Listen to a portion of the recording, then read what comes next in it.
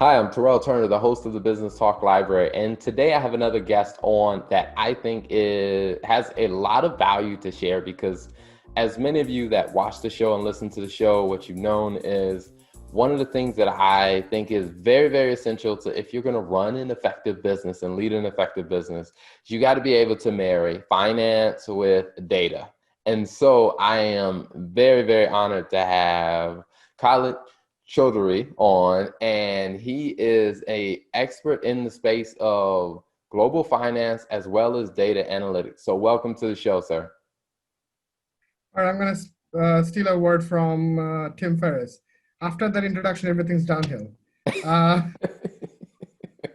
it's my pleasure, Taro, to be here, and we'll see what we can uncover as we discuss, right? Just a little bit of background of myself. I am not technical by practice, actually by practice, but not really through training. I went to school for economics, undergrad in accounting, finance, and whatnot. Um, 6 years back, you wouldn't be able to tell me different from any other finance people who knew about enough about Excel to shut up, not talk about Excel. Right? So that's where I kind of come from, right? So I mean, I have about a decade experience in FP&A. So I came up through the rank in FP&A. And where I am today came from the simple fact about 4 or 5 years ago. I was like, I mean, in one side, we are analyzing 4K streaming video data, and we can't get an income statement put together 25 days after the month has closed, right? So like, I mean, there was this huge divide. And from that fact, I kind of say, well, there has to be a better way to do it. And that small step that started in 2016 somehow landed me here today. And I've been pretty fortunate around the people I've met along the way and have learned. Um, so I'm gonna not try to go too much detailed into technical discussion, but I will say this outright, saying that trying to have a discussion about technical terms, saying like you can't use Excel or you should use Excel, that is a flawed discussion.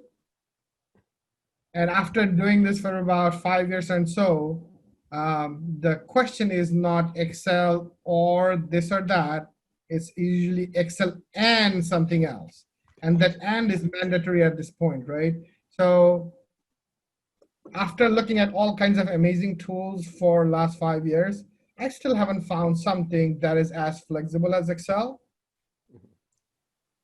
However, I have not still found anything that is as good as crashing as Excel or not being scalable or sustainable. So I mean, there are things, right? So the king of ad hoc analytics stays as Excel, but there are much better tools which are going to become mandatory for us to grow as a business partner or whatever function you're doing, right? There are smaller things, learning curves that we can use. There's a concept, the entire concept called low code, no code concept that changes the paradigm of how we function and what our capability is, right? Mhm. Of creating value from that perspective. Um, like right now, the easiest way I can tell what my role is more like analytics culture change catalyst. So I'm a director of analytics and BI for Cabot Microelectronics based out of, so we're a NASDAQ listed company, mid cap, and what my role is, I have gone fast, but when you go fast, you're usually going alone.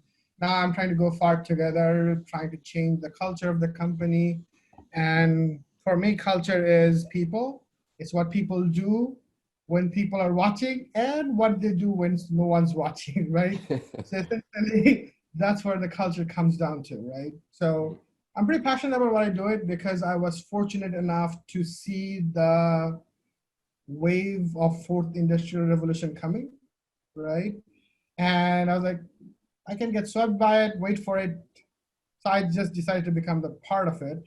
And again, I was fortunate enough to kind of again get there earlier. I was like, it'd be awesome to get other people on board, right? Gotcha. So that's me in 4 minutes, I think. No, awesome. Now, speaking of, the revolutionary wave that we're in right now, I mean, when you take a step back and you think, for many people, they kind of struggled with when it came down to finance transformation, just of simplifying what they were doing. Through your journey and kind of your career, how did you see kind of that transformation take place? Or do you feel like kind of the profession still at that stage of they're still trying to transform what they're doing?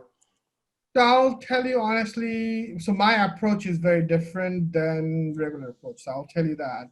It's different in a sense that, what do you call, I can be called a rebel sometime because my approach fundamentally differs from it, right? But it's grounded again based in data. What I mean by that is I can send you the exact, what do you call, financials for it, but the businesses in 2019 or 2018, I believe we spent $1.3 trillion. That's $1 trillion in transformation. Wow. With a 90% failure rate. Wow. Right? So the challenge in that equation for me has been we try to transform by tools.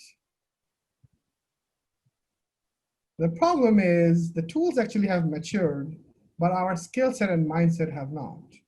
So until and unless you fix the issue with people's mindset, you are not going to get there, right? You can spend $100 million, $200 million implementing a new ERP or name CRM, but the people, so I've seen too many ERP implementation go sideways, right? Yeah. They will take old system and they'll do a copy exact.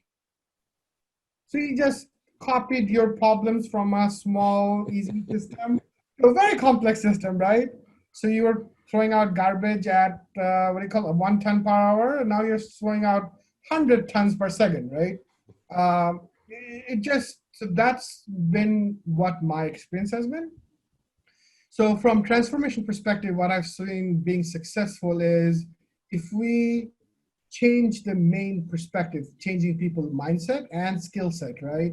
So, what is mind boggling to me is the biggest asset a company has is their employees. And we as a finance organization are not good at investing in their learning process. Mm-hmm.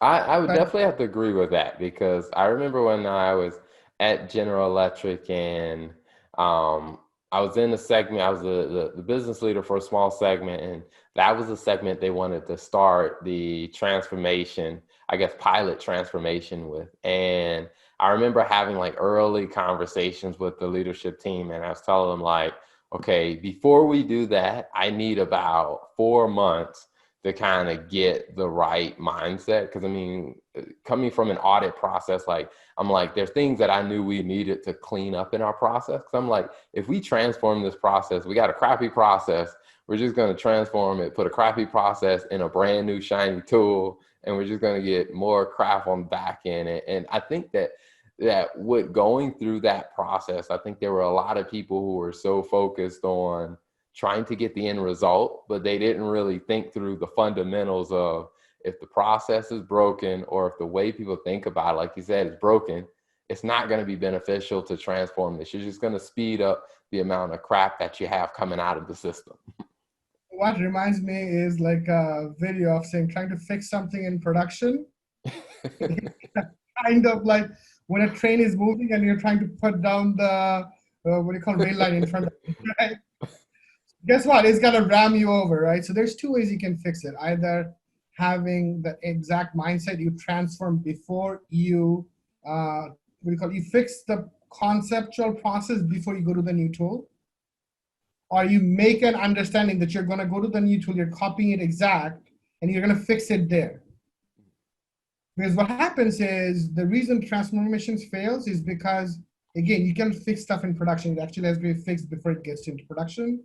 Or, so as a business, they're like, well, hey, I'm dealing with this 10-year-old Macola or SAP business on like the smaller edge tools. I'm going to go to SAP S4HANA. And there is this concept that the moment you go to a new tool, you wave a magic wand, your processes are fixed. It doesn't happen, right? So, and what happens is at that point, the business have spent enormous amount of money, and they miserably fail in meeting the expectation. Transactionally, it works fine, but in terms of process change and benefits you get out of it, it's not there. It's Hmm. just faster, but I mean, you're still facing the same issues. And at that point, what happens is it's doomed to fail because they're like, I just spent gazillion amount of money. It hasn't solved the problem. And you are saying that I need to spend another 10, 15% for you to fix this. You just don't have the credibility to do it, right? So um, my approach, whatever I'm trying to do is we try to fix it before um, we fix it before we put into a new structure, right? So this actually takes a little bit of lesson from agile methodology, right? So think about this, right? So if you are in the old days and exploration perspective, right? If you're trying to build a fort at every step you take, a fort takes a long time to build. Versus what you can do is as you are testing the methods, you don't have to build out the entire process and stuff like that. It's like, well, let's try this, let's try that, right? And those things are agile is meant to be fragile. Because what's going to happen is you're going to get there faster, but you learn a lot faster which processes will fix your issues and which will not.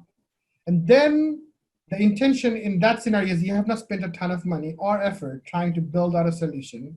You have tested out a couple of different ideas, and you have the key is you learn, you fail faster and smarter, Hmm. right? And you have taken that and you figure out, okay, out of the 5 things I tested, right, this one is worth building a fort on. So that's when you Gotcha. put your resource and build out that, right? So the agile methodology doesn't mean that we just put stuff together with band-aids.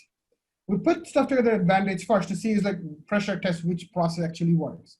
Because Hmm. otherwise you might have built something out that has no value. Yeah.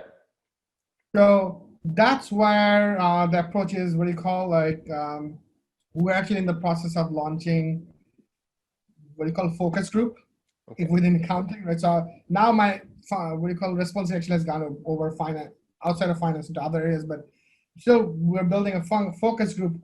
Finding different people in different finance and accounting organization. Like, let's help you solve your debt first. Hmm. So the one part people skip is in the transformation journey. You can't go to 0 to 100. You have to cross the other numbers in the middle, right? So I mean, you want to use AI, machine learning, all the cool stuff, sure. But guess what? You have to get through descriptive, diagnostic, data cleanup, and all that stuff before you get to that cool Yeah. stuff, right? Hmm. Um, and people like shiny tools, right? I mean, that's human behavior, right? But in this scenario, right? In my process for transformation, again, it comes down to the core principle of people Hmm. changing and learning that, like, what do you call a different mindset. Um, and we have been tried to master of one, like, we have actually become jack of many trades, right? But a true FP&A, from my perspective, is there's a sentence that goes before jack of all trades. So it's master of many. Gotcha. And the reason I say that is because the new tool sets are master of many in the sense that if I'm gonna say, for example, learn translation or something like that, I need to have a solution, right? Before you actually have to figure out the code and all that stuff, right?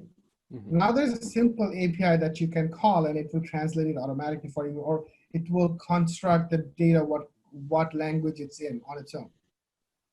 So master of many in the sense, actually definitions has changed in the sense that understanding the breadth of possibility in certain areas, right? And the rest of it, I mean, if you have not mastered Googling, that's essential skills. Because even after getting certified all the way through Microsoft and whatnot, I still about 70% of the time as I'm trying to do new stuff, I'm Googling through, I know my blogs and stuff like that I've followed. And that's just how it is, right? The one key takeaway that I'll tell people to take from this, right? So from a practitioner, director perspective, as they're trying to build a team, the skill set they need to master is learning itself. Yeah. Because whatever you master is going to get outdated within 3 years. No, The I guess technology, speaking. Oh, go I ahead. was going to say, speaking of that, I mean, that learning process, what do you think has been like some of the barrier that stops people? I guess it's such a simple answer of, hey, you will have to be a student for, for the rest of your profession. Why do you think some people usually, avoid that, or I guess, it's just they get out of that learning process?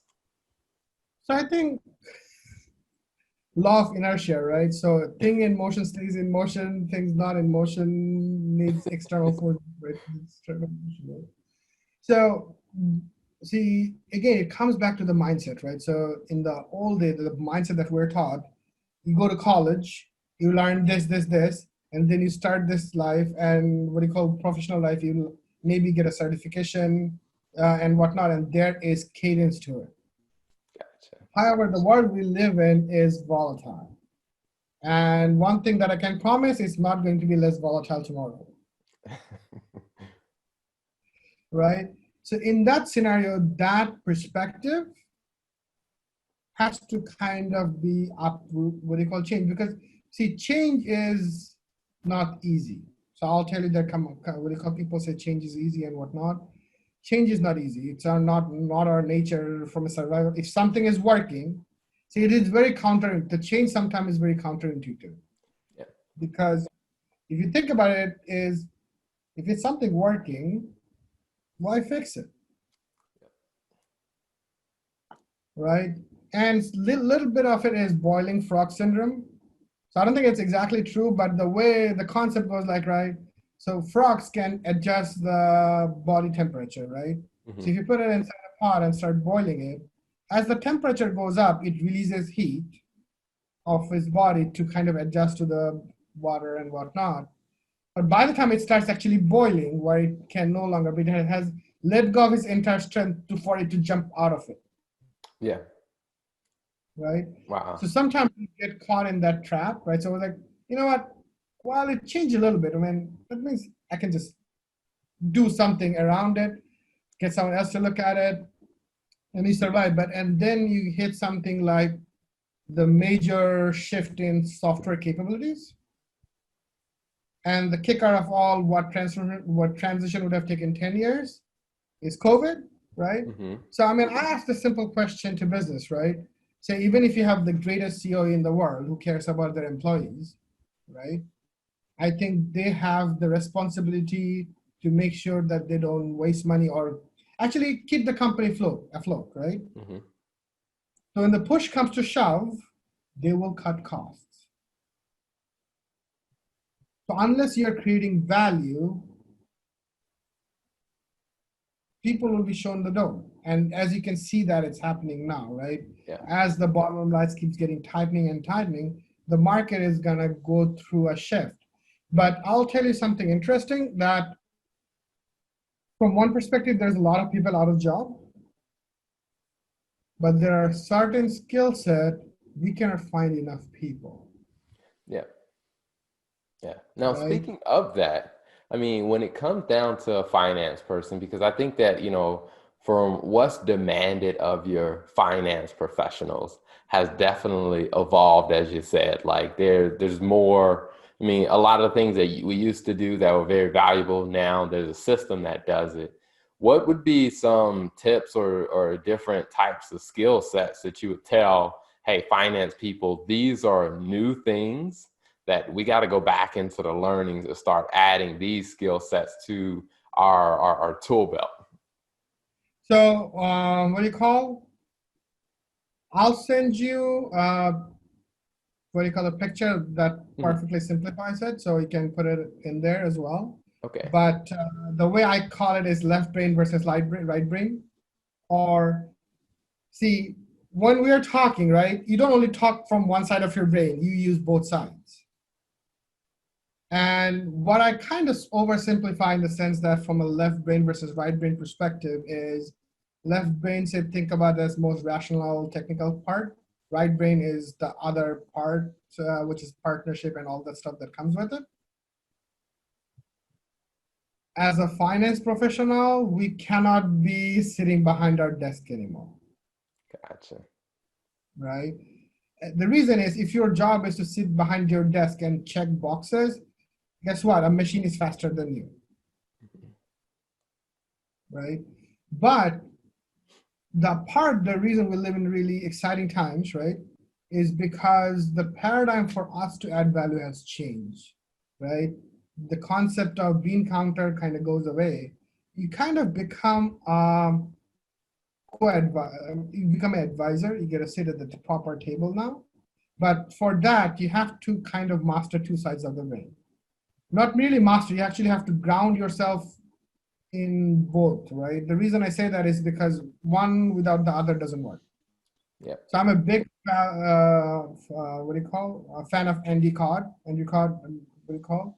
So what he talks about business finance partner, like the partnership capabilities to work with our customers, right? So going back, I was trained by commercial team, so I have a tendency of looking at things at who my customers are, essentially like I'm supporting, think about that perspective, who's using my service. Again, it becomes almost individual branding, think about it that way. And in that perspective, right, you have to be able to communicate very well. Mm-hmm.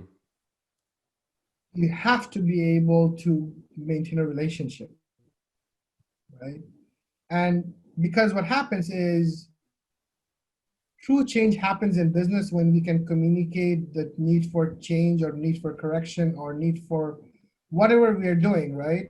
And that leads to an action from the business. If we are just handing people a paper saying, here is the report and you figure out what you do, not valuable enough. Mm-hmm.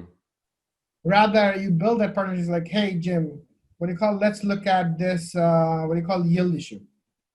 We're having this yield issue and you create a good communication, which means you need to learn a little bit more on visualization and communication skills, right? Yeah. So that's where that comes, right? And then you can communicate that leads to an action, right? So that's one side of it. The other side of it is technical. So if you're only talking and you do not have um, the competence. So there's the competence and credibility. Let's put it that way, right? The competence and likability, like what the way the sales one is goes, right?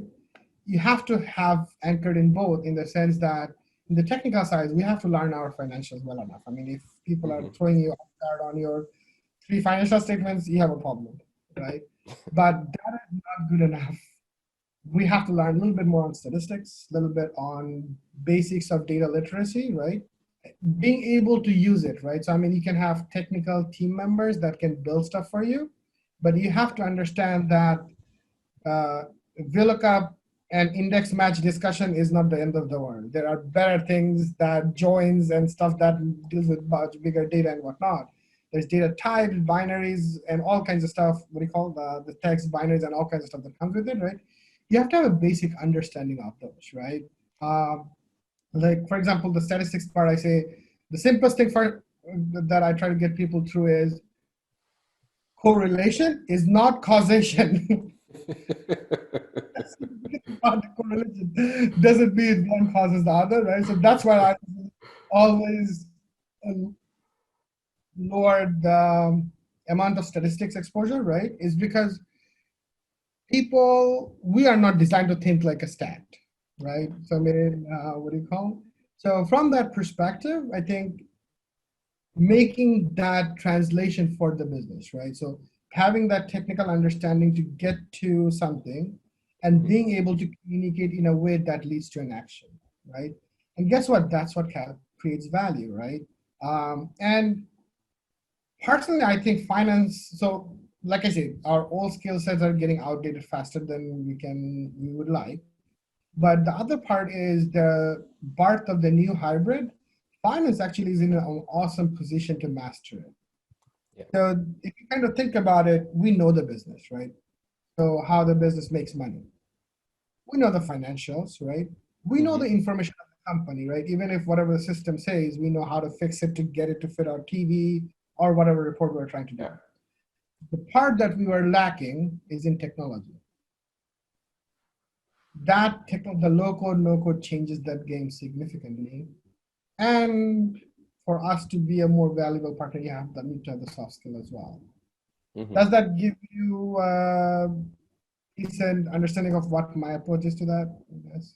Well, I think it definitely does. I mean, to really hitting, like I said, those skill sets that for many people who, are like you say, far removed from their formal education tract, to where it's like, putting in that, that self initiative to go back and pick up those skills on the communication and making sure that your technical skills are current to date based on what we need for today. And I think also, I mean, on the technology and understanding it. And speaking of the technology, because I think that a lot of people may be unsure on, hey, what types of technology should I be investing my time to learn? So from your experience, I mean, what would you say are some of the top, types of technology that people should invest the time to learn?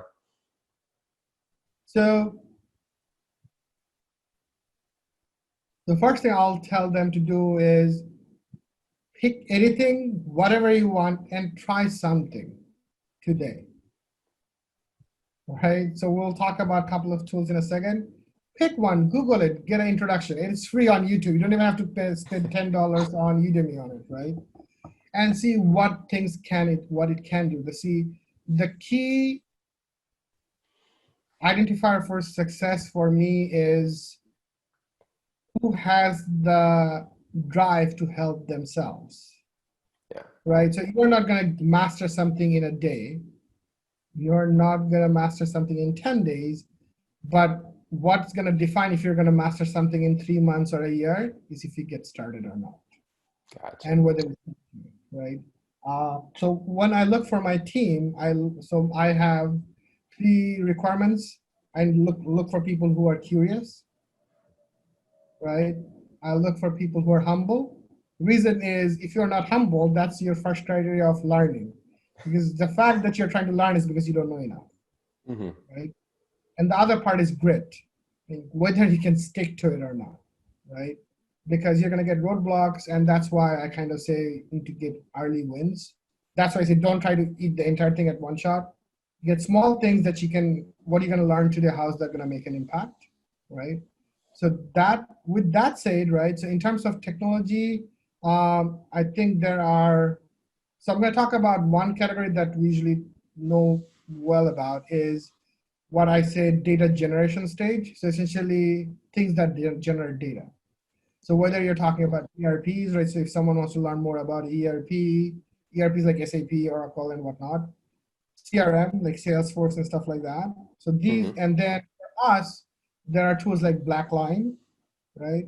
There are tools like all those CPM business, like the forecasting and budget tools, right? The Anaplans, what do you call? Acterius. Um, there's there's a bunch of them, just Zedox, Vena. There's quite a few of those, right? Hmm. Um, I personally don't like BPC or Hyperion. I'll go on the record for that. But there's new generation of tools that changes the game, right? Yeah. It's are much more capable with much less complexity, and it's not any worse than the other ones provided. Apart from the brand name, it's actually cheaper and better. So just because it's cheaper doesn't mean it's worse like it used to be. Gotcha. Hmm. Um, Now, outside of that realm, there are a couple of areas that I kind of let people think about. One is a data preparation area. Essentially, export to Excel is not good enough, right? And like getting basic skills around data preparation, there are tools. Even in Excel, there's a thing called Power Query, right? Hmm. So I would highly suggest people learn that. I mean, that will make your life better today.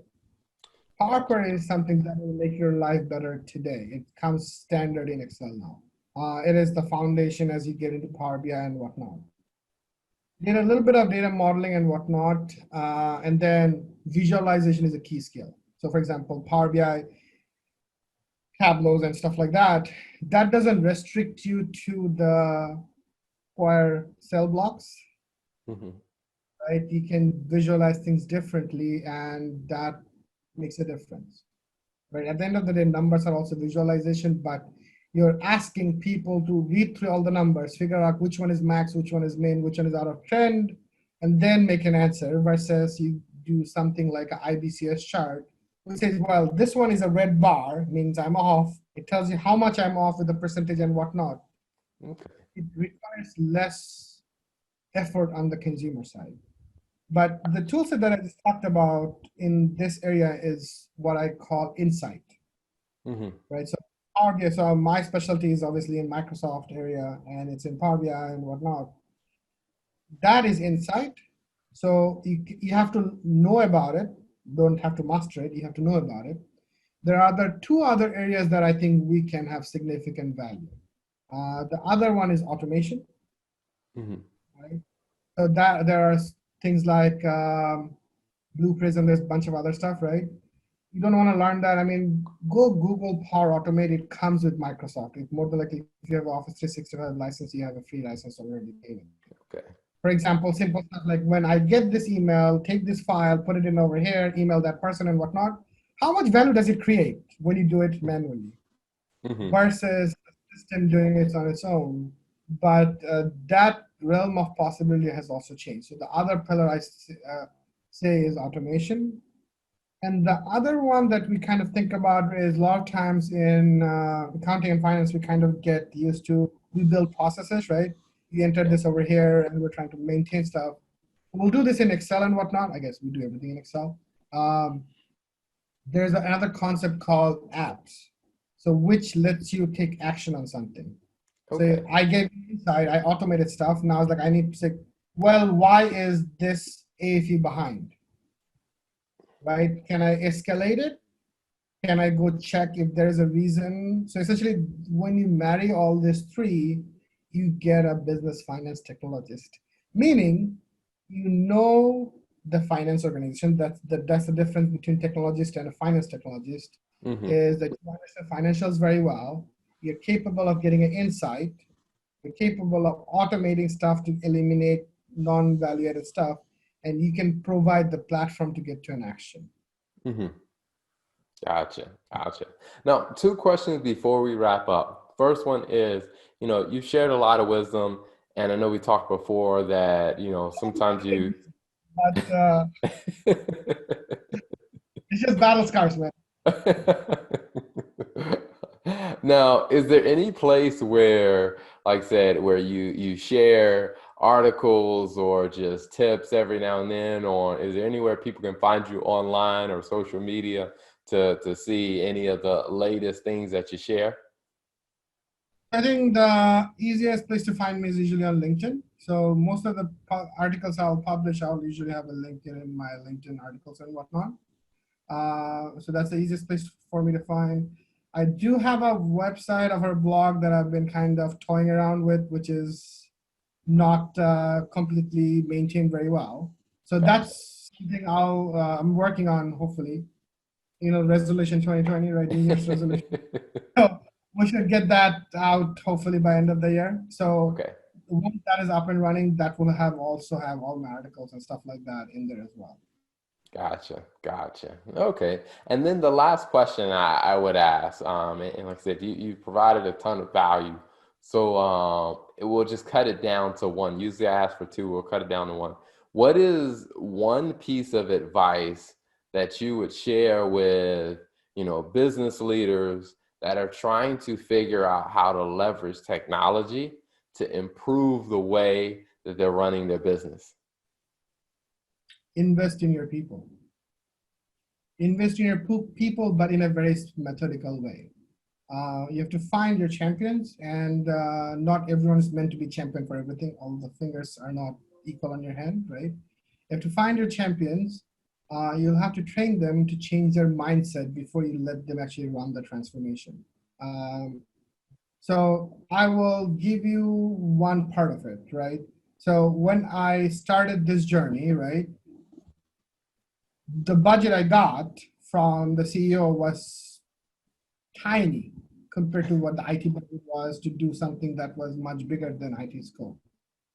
And the way we solve that puzzle is the challenge and the beauty of today's world, the availability of knowledge, right? Mhm.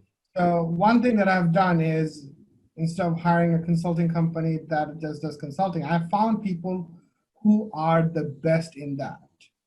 So it's a simple perspective, and that's why I keep coming back to is invest in your people, but the method has to be methodical in the sense that say I want to learn about blackline. So I'm just what do you call or say I want to learn about Power BI. So that's my area of expertise, right? So if I want to learn about Power BI, what are the places should I go? Who are the people that are the lead in this area? So first you have to Google enough to figure out to get to that information. Once you do that and you figure out, well, let's see if I can find a course that will let me test something, right? What do you call, take that and it comes down to the fact is invest in your people, what can you learn today? And how is that going to make an impact? Mhm. Knowledge without action doesn't get you anywhere. Awesome, awesome. Well, definitely thank you for coming on the show. Thank you for, sharing the wisdom, the insight. And for those that are watching and listening, as he said, in the example, he shared one example, which tells me that there are plenty more examples. So definitely look out when he does get the blogs updated, because I think there's going to be a lot of value you're going to find from following him on LinkedIn and his website when he gets that set up. So definitely thank you for coming on the show.